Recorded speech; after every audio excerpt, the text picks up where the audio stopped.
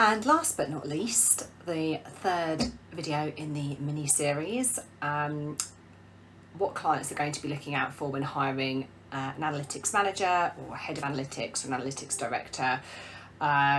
These roles would typically range from somewhere between 80,000 and maybe 120. So we're talking about, looking after fairly decent sized teams, maybe 7 people plus. Again, completely depends on the size of the organisation that you work in and what their setup is. But there, again, are some running themes that have developed over the last couple of years as well. So this post may have looked quite different a few years ago. So hopefully it's helpful for those searching for new work at the moment and how to position themselves and really thinking about, okay, what's trending at the moment, what's going to be most important to clients looking to hire at this level, and do I fit that? Am I talking about these aspects enough on my CV? Should I really be kind of pulling those out and bring them to the forefront? So to start off with, because of the way the data landscape has changed during my career, managers nowadays are very often required to be hands-on and are still expected to code and get their hands dirty with analytics on an ad hoc basis.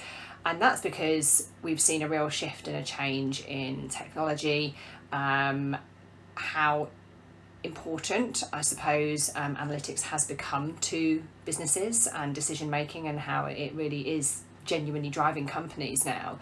So there is a need for managers to be the absolute champions of analytics within the business and the fountain of all knowledge when it comes to techniques, methodologies, tech stack.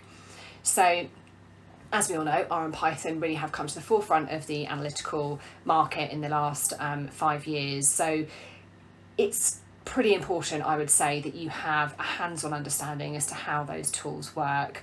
I know a few managers who aren't hands-on but have taken the time to actually upskill themselves and have maybe done some kind of study in their free time, but you need to understand the tools that your team are using, and these tools are fairly new still, so it is likely that you're going to have to do some kind of research or kind of play around with them to be able to then advise and grow your team from a technical perspective. And these kind of roles are always a balance of the hands-on technical piece, the commercial lens and the strategic thinking. So it's difficult sometimes to kind of hit all of those points, but if you do recognise that actually you're a little bit rusty when it comes to programming, now is maybe the time to start to look into upskilling in some of those areas, so that you can credibly talk about them on your CV and in an interview situation. It also just shows awareness, that you understand that this is, these are the trends in the market and this is the way that the market is going. So ideally, even at a managerial/director grade, we would want to see advanced knowledge and hands-on experience at some point in the last year or two with SQL and R or Python. As I keep saying, SAS unfortunately is really dying in this market. It's not really the kind of chosen tool anymore, and we very rarely get requests for people with that experience. So if you have a really strong SAS and SQL background and you haven't used R or Python, I would strongly recommend that you upskill in those areas with one of those tools. And actually, just to say, Python is the preferred tool in the market, generally speaking, we tend to find.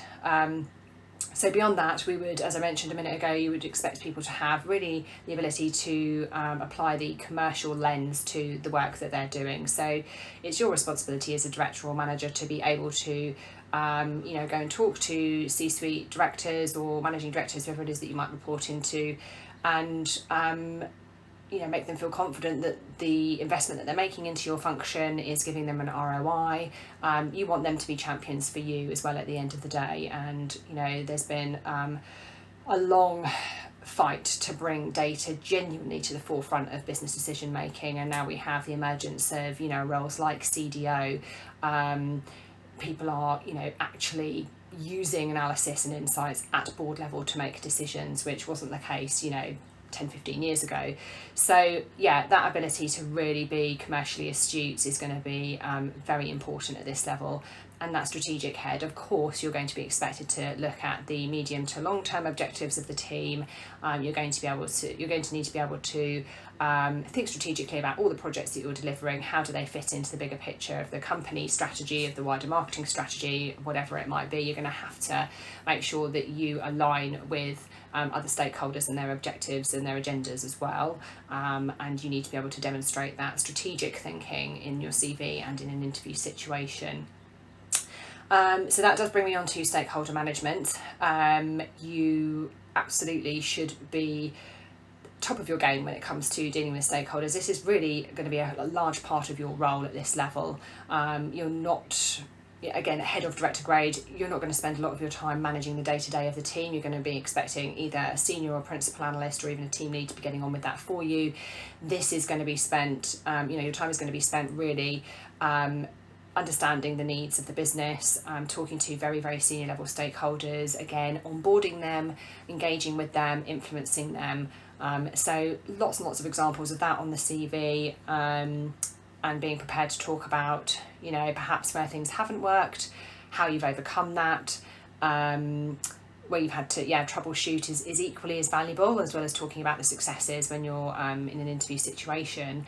In fact, those skills are as valuable, if not more. A lot of businesses have problems and they want them solved, and if you can demonstrate that you can do that, as my colleague Colin alluded to in a post earlier that I shared, they're going to hire you. They're going to want problem solvers. They're going to want people that are not adverse to difficult situations, challenging stakeholders.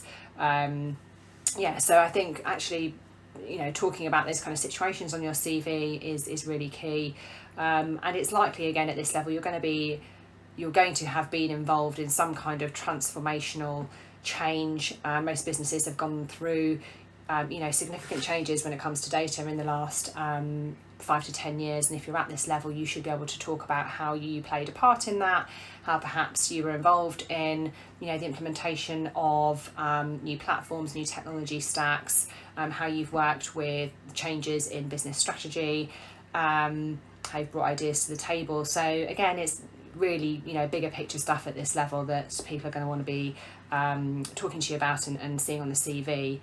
And all of this leads to an overall picture of kind of somebody's credibility. You need to be talking about achievements in detail. You need to be giving metrics, percentages, figures on how you have directly impacted or helped an organisation. This is what they're going to be hiring on. If you've got somebody who's really just delivering kind of day-to-day activities, that doesn't really I don't think that really demonstrates that you'd be ready to operate at head of or director grade. That is it's a different level versus kind of senior management. So again, these are all really obvious points, but there might be one or two little bits and pieces that I've mentioned that might help. So if you've got any questions, again, please pop a comment in the box below, and I'll answer as best as I can.